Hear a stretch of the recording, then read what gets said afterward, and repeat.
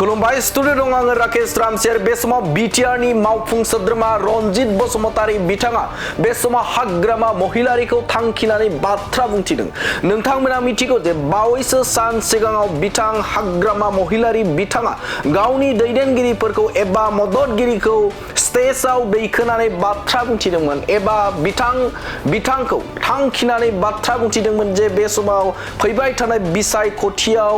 देरहायोब्लासो आर'नाइ माला गानहोगोन नाथाय जेनोबा बे समाव सेन्देलनि माला गानहोगोन होननानै बाथ्रा बुंथिदोंमोन बिथां हाग्रामा महिलारि बिथाङा आरो बे बाथ्राखौनो लानानै बिथां बिटिआरनि मावफुं सोद्रोमा रनजित बसुमतारी बिथाङा गोख्रों फिनजाथाय होदों जे गंसे सुबुंखान्थि हादोराव आरो सोद्रोम समाजाव बेफोरबायदि बाथ्रा बुंनाया थारैनो मोनसे लाजिथाव आरो मुगैथाव होननानै बाथ्रा बुंथिदों। मानोना बे समाव गोबां सुबुंफोरानो एबा गावनि बिमा बिफा एबा बिदा फंबाय आरो सासे गोरों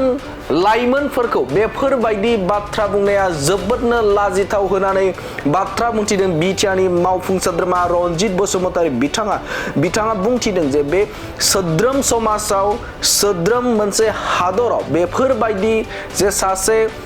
बिमाखौ सासे बिफाखौ आरो सासे बे समाव लाइमोनखौ बेफोरबायदि देरहायोब्लासो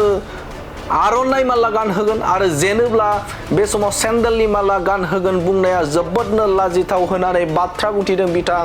बिटिआरनि मावफुं सोद्रोमा रनजित बसुमतारी बिथाङा। सुबुंथि होननाय आखुथाया जुदि दैदेनगिरिफोरनियाव थायाब्ला बे दैदेनगिरिफोरनिफ्राय बेफोरबायदि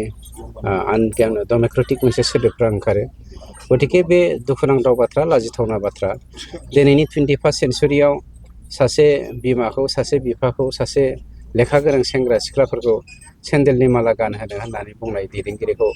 समाजा बेसेबां गुवारै गनायनानै लागोन बा नाजावनानै लागोन बे साननो गोनां बाथ्रा।